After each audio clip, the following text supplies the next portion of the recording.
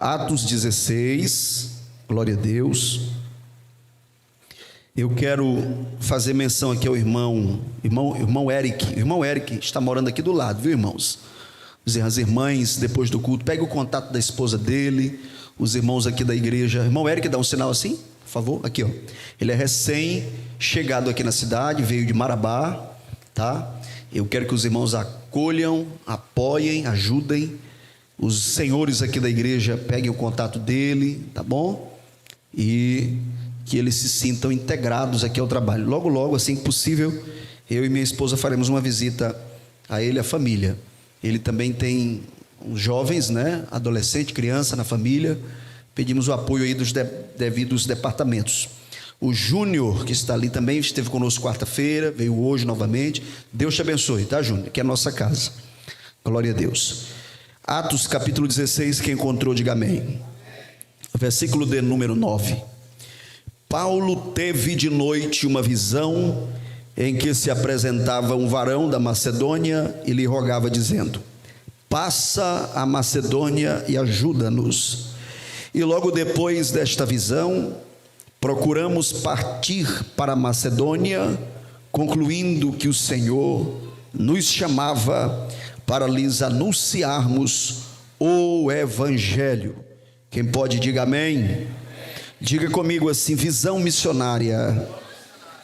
Muito bem, queridos, com o passar do tempo, algumas coisas elas vão perdendo o impulso.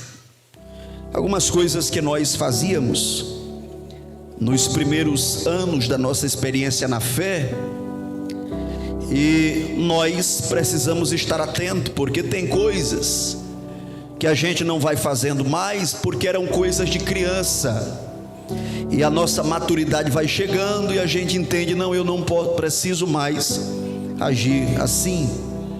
Mas existem coisas que fazem parte da boa disciplina cristã.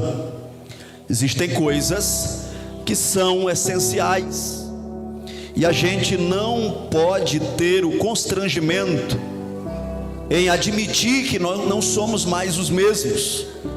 Precisamos entender que algumas coisas não estão acontecendo mais, precisam voltar à realidade da nossa fé. Quantas vezes não temos mais o mesmo impulso na oração? E a oração, irmãos, a oração ela é essencial para o crente. Quantas vezes não temos mais o mesmo impulso para cantar? A gente não canta mais com o mesmo entusiasmo que tinha antes. E adorar a Deus, irmãos, é algo essencial. E Jesus Cristo disse para a mulher samaritana que o Pai procura os verdadeiros adoradores que o adorem em espírito e em verdade. Às vezes não lemos mais a Bíblia com o mesmo impulso que nós líamos antes, e a gente precisa rever, porque a ausência dessas disciplinas nos leva para um platô espiritual. A gente se sente bem, afinal de contas temos uma igreja, vamos na igreja pelo menos no domingo, às vezes no meio da semana, e está tudo bem. E essa ideia que está tudo bem vai aos poucos silenciando a nossa consciência. Escute por gentileza, porque entre essas coisas que nós diminuímos na nossa prática está a preocupação com as almas que ainda não servem a Jesus.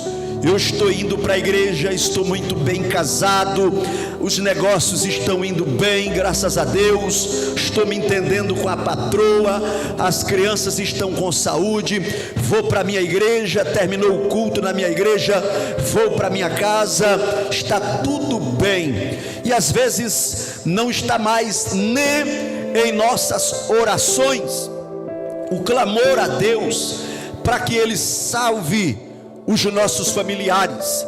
Irmãos, Deus, Ele tem filhos, mas Ele não tem netos. Ou você é filho de Deus, ou você não é filho de Deus. O fato de ser filho de crente, ser de uma família cristã, Às vezes nós criamos uma barreira em relação a alguns desviados de estimação da nossa família. Não, está tudo bem, eu oro por ela, eu estou intercedendo por ele. Essa minha filha, esse meu filho, esta minha irmã, este meu irmão, aqui acolá vai na igreja. Uma vez eu vi uma mãe com os olhos brilhando e diz: não, pastor, ela não está sendo crente, é verdade, mas até o dízimo ela entrega. E a mamãe ali toda criando uma parede, uma blindagem, porque na mentalidade daquela senhora, chamar aquela moça para ser crente, aquela doutora, já era algo assim que não era do nível dela. Então deixa ela quieta, deixa ela na prostituição, deixa ela indo pro motel com o namorado, deixa ela, afinal de contas ela tem assim um temor, um respeito, e vai na igreja aqui acolá, e até uma contribuição ela entrega às vezes. Perceba que nós vamos silenciando a nossa consciência com relação a coisas que são sérias. E existem pessoas, amigas nossas, que vão para o inferno, e nós teremos participação pelo fato da nossa omissão. Perceba que existem pessoas da nossa família, pessoas que amamos, que são candidatas ao inferno, são candidatos ao inferno, e isso não está incomodando a igreja da forma que devia incomodar. Meus queridos irmãos, nesta noite, o meu papel, o meu trabalho aqui neste culto de ceia é na contramão da tranquilidade da sua consciência. Se a tua consciência está tranquila, a minha oração a Deus, e deixa eu lhe dizer uma coisa, que Deus ouve as minhas orações. Eu estou de pé porque eu oro e busco ao meu Deus. Oh glória! Essa igreja está indo, está funcionando, está resistindo, está de pé, porque nós ensinamos aqui sobre oração, e tem gente que ora. Glória a Deus. E a minha oração aqui é que o Espírito de Deus tire a tua consciência desta inércia, desta tranquilidade. A igreja tem uma missão na terra, e existe um clamor missionário que nós precisamos lembrar, precisamos ouvir.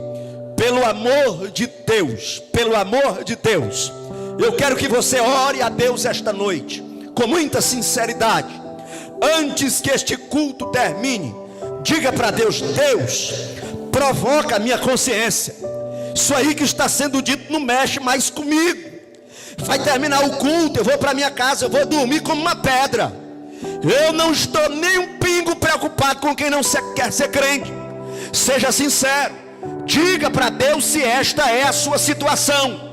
Deus não está em busca de personagens que durante a semana levam uma vida promíscua, sem nenhum compromisso com a igreja, mas entra no personagem às 18 horas de domingo, chega aqui dando a paz do Senhor e volta para casa com a sua consciência na inércia e sem compromisso com Deus. Não, Deus está em busca de pessoas verdadeiras, ainda que a sua verdade seja constrangedora, ainda que a sua verdade não seja motivo de você se orgulhar, ainda que a sua verdade não seja um troféu, ainda que a sua verdade você tem que tapar a boca porque ninguém pode ouvir, ainda que a sua verdade tenha que ser silenciosa porque ela é vergonhosa, Deus prefere uma verdade que te envergonha do que uma mentira que te disfarça daquilo que você não é. Jesus Cristo disse que 2 homens foram ao templo. Teve um que se apresentou diante de Deus, dando o seu currículo e dizendo: Deus, eu sou um homem bom, eu dou as minhas ofertas, as minhas esmolas, eu não sou como esse publicano desviado que veio para o culto hoje no dia que eu vim. Não, eu sou crente, eu sou melhor, eu sou o cara.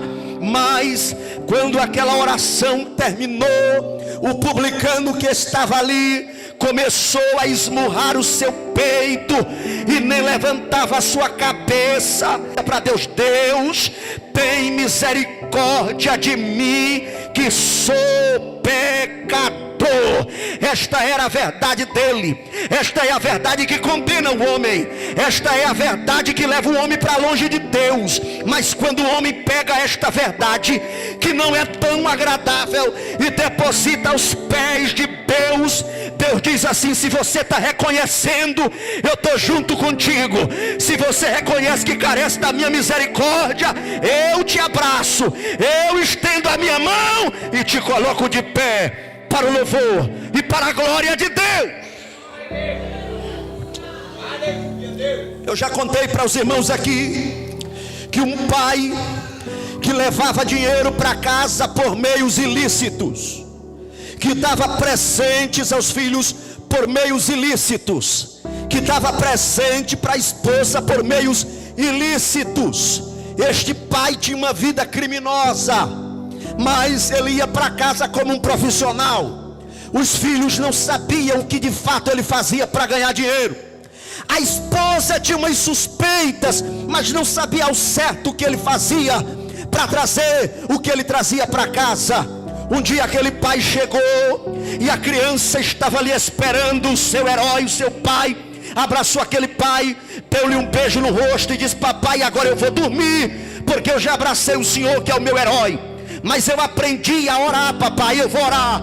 E aquele pai viu o menino se ajoelhar, e enquanto ele se distanciava, aquela criança disse a Deus: Deus, eu quero ser exatamente igual ao meu pai quando eu crescer. Aquele homem ouviu aquela voz e o seu coração foi açoitado pela verdade que lhe envergonhava. Entrou no outro quarto e enquanto a criança orava, ele levantou também uma oração dizendo a Deus: Deus, entre eu e o meu filho, é bem provável que o meu filho seja ouvido pelo Senhor, porque ele é o inocente. Talvez o Senhor não queira me ouvir, mas eu quero te pedir, se tem uma oração que eu quero que o Senhor atenda, a minha oração é: não atende a oração do meu filho, porque eu não sou o herói que ele imagina, eu não sou este herói que a minha esposa imagina. Senhoras e senhores, existem verdades que nos envergonham, que nós não teríamos coragem de dizer em público, mas estas verdades diante de Deus podem abrir o caminho para uma nova história. E eu quero declarar em nome de Jesus Cristo: levante a sua mão, levante a sua mão. Eu sinto a autoridade de Deus aqui nesta noite. Levante a sua mão. Eu declaro sobre os crentes que vieram aqui esta noite, que o Deus dos céus trata os nossos segredos esta noite e nos leva para uma nova dimensão de fé. Oh, glória. Posso ouvir o glória na boca dos crentes aqui esta noite? Glória a Deus. Bendito seja o nome de Jesus para sempre. O meu propósito aqui nesta noite é colocar a tua consciência em alerta. Existe um clamor que nós insistimos em silenciar, mas esse clamor não pode ser silenciado. Atos capítulo 16, Paulo teve a mudança de duas rotas, teve a mudança de duas direções. Se você der uma olhada no capítulo 16, se você der uma olhada no versículo de número 6, Paulo pretendia ir para uma determinada direção, mas a palavra de Deus diz que ele e os seus companheiros foram impedidos pelo Espírito Santo. O Espírito Santo às vezes contraria as nossas preferências. Não era essa a pregação que eu queria ouvir, não era esse o pastor que eu queria, não era essa a igreja que eu queria. É bem verdade que a gente quer mesmo é o conforto, é bem verdade que as nossas preferências, elas tendem a ser na direção do nosso ego e dos nossos anseios, mas o Espírito de Deus às vezes contraria as nossas preferências. O Espírito de Deus paralisa Paulo. Não, você não vai para essa direção. Então Paulo se dirigiu para a Bitínia, para o outro rumo. Mas de repente o mesmo Espírito de Deus fala com ele e diz: não, você não vai para esta direção. Paulo está agora em uma cidade por nome de Troade. E quando chega a noite, Paulo tem uma visão de Deus. Apareceu um homem que pela voz, pelo idioma, pelas vestes, ele era um varão macedônio. Em outras palavras, a Macedônia corresponde a alguns territórios da Europa atualmente. E aquele varão clamou, dizendo a Paulo: atravessa a Macedônia e ajuda-nos. A Bíblia diz, o texto é bem claro em dizer que o apóstolo Paulo, no dia seguinte, prontamente, depois desta visão, ele e os seus companheiros partiram na direção que o Espírito de Deus havia lhes revelado. A minha pergunta, senhoras e senhores, é: quanto tempo leva para você obedecer à voz de Deus? Porque Deus tem boca e fala. Deus ainda fala nos dias atuais. Deus fala através da palavra. Deus fala através de um hino. Deus se revela num sonho. Deus se revela numa profecia. Deus se revela quando o pastor está pregando. Agora o que resta saber não é se Deus fala. O que resta saber é se eu obedeço. Se você obedece à voz de Deus. Quanto tempo leva para você entender que não está na direção certa? E isso é perigoso. Hoje pela manhã nós conversamos aqui com os alunos da EBD, porque quando uma pessoa sabe que está errada, mas continua no erro, ele está caminhando para aquilo que a Bíblia chama de apostasia. O apóstata, ele não sente mais saudade da igreja, não sente mais saudade da Santa Ceia. Se tiver a Santa Ceia e outra opção, certamente será escolhido as outras opções. Irmãos, isto é sério. Quanto tempo você leva para atender a voz de Deus? E Deus fala. A Bíblia diz que o apóstolo Paulo prontamente partiu para a Macedônia. Agora Paulo era um homem inteligente, Paulo era um estadista, era um homem versado em conhecimentos diversos. Ele não estava escolhendo direções à toa, ele tinha feito seus estudos, suas pesquisas. Mas quando o Espírito disse: é para Macedônia que você vai, a visão que Deus deu te chama para Macedônia. Ele rasga os seus mapas, ele ignora o seu GPS, ele ignora as suas pesquisas, e ele diz: eu vou atender a voz do Espírito. Bendito seja Deus. Eu sei que eu estou pregando para pessoas inteligentes, mas eu quero te dizer que a escolha de Deus é a melhor. A escolha de Deus é a melhor. Se Jesus te dá uma direção, ele se garante na direção que ele está dando. Bendito seja Deus. Oh, glória ao nome santo de Jesus. Quando Deus falou com o meu pastor para me enviar para Tucumã, nós tínhamos outras preferências, nós tínhamos outros convites em andamento, convites que enchiam os meus olhos, tinha outros convites, mas Deus falou com o meu pastor. Ele disse: você é o meu candidato. Uma irmã da igreja que apreciava muito a minha esposa, apreciava a nós como líderes, tinha uma boa amizade, uma pessoa que não queria que a gente saísse daquela igreja, daquele trabalho. Aquela pessoa teve um sonho. Se fosse alguém que não gostava da gente, a gente ia até dizer assim: não, é porque está querendo que a gente saia fora mesmo. Mas era uma pessoa que gostava, e essa pessoa disse: pastor Alessandro, eu lhe vi em um outro lugar, que para ir para lá tem que passar por um trecho de estrada de chão, e o pastor Josias ficava do lado de cá da estrada, e o senhor colocava as mãos dentro de uns sacos plásticos, ia para um galpão sozinho e começava a limpar vaso sanitário. Eu disse: meu Jesus amado, nasci no Evangelho, nunca me desviei. Olha o tipo de revelação que vem para mim, meu Senhor. Meu Deus, aquela palavra se cumpriu. Eu sei que vocês entendem, nós estamos vivendo tempos difíceis, mas todas as vezes que eu vejo alguma situação, alguma resistência, eu lembro que Deus mostrou, e eu não tenho medo, estou posicionado. Quem me chamou garante, e eu sei que Deus está levantando um exército diferenciado, e você faz parte dessa geração que faz a diferença. E toda sujeira seja repreendida pelo sangue de Jesus, pelo nome de Jesus, porque esse povo está sendo preparado para entrar no céu de glória. Oh, glória a Deus, glória a Jesus. Às vezes existem mecanismos para tentar confundir. Eu já estava transferido, já estava marcando o período para vir para Tucumã. Se levantou um profeta numa vigília e disse que não era tempo de eu sair, mas prontamente Deus me deu o discernimento: essa palavra não é de Deus. Porque se o meu líder já recebeu a direção de Deus e me direcionou, então assunto encerrado. Se Deus quisesse mudar os planos, Ele não falaria comigo, porque não sou eu que tenho essa autoridade para resolver isso. Deus sabe quem é que tem a autoridade sobre o campo, e Ele não vai no endereço errado.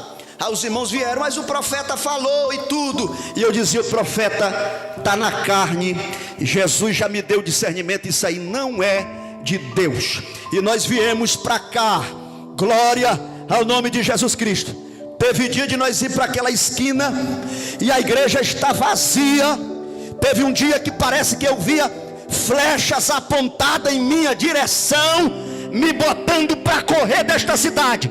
Jesus fazia aparecer força na minha alma, e nós pregávamos na ousadia do Espírito de Deus.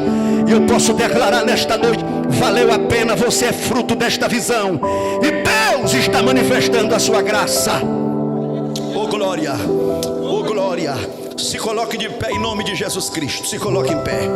Glória a Deus, glória ao nome de Jesus. Visão missionária. Olhe para cá, já estou finalizando para nós tomarmos a ceia. Olhe para cá. Glória a Deus para sempre. O apóstolo Paulo chega na Macedônia. A primeira cidade da Macedônia que ele chega é Filipos. Deus deu a visão. Aquela visão dizia: passa a Macedônia e nos ajuda. Era um pedido de socorro no mundo espiritual.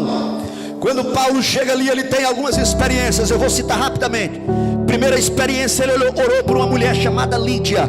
Ela aceitou a Jesus, a primeira crente na Europa. Seu nome era Lídia. Segunda experiência, Paulo e seus colegas expulsaram o demônio de uma moça que tinha um espírito de adivinhação. Terceira experiência, Paulo foi preso com seus companheiros, foi açoitado, foi mandado para a penitenciária. Quarta experiência, à meia-noite eles oravam e cantavam. Quando terminava de cantar, começava a oração. Quando terminava a oração, começava o louvor. Quando terminava o louvor, começava a oração. Deixa eu ver se tem alguém entendendo como é que Deus opera. Terminava o louvor, começava a oração. Terminava a oração, começava o louvor. É assim que Deus opera. A quinta experiência foi que aconteceu um terremoto naquela cidade. Oh glória! Quando Deus manda um obreiro para um lugar, Deus não se intimida com a ameaça do inferno. Pode ter o que for, Deus mexe até nas placas tectônicas para cumprir o seu propósito. Bendito seja Deus para sempre. As prisões se abriram. Quem serve a esse Deus aqui que abre prisões e cadeias? O carcereiro queria se matar, Paulo não deixou, e ganhou aquele carcereiro e toda a sua casa. Atos 16:31, Paulo diz para o carcereiro: crê no Senhor Jesus, será salvo tu e a tua casa. Sabe qual é a tua rota? Às vezes a minha rota, a sua rota é a rota que agrada aos nossos olhos, as nossas preferências, os nossos cálculos, as nossas economias. Mas o Espírito de Deus, Ele tem poder, e às vezes Ele muda o leme de direção, às vezes Ele muda a bússola de direção. Eu vou te colocar aqui nesse lugar, porque aqui eu tenho uma obra para fazer na sua vida. E quando Deus te dá a direção de Deus é a melhor.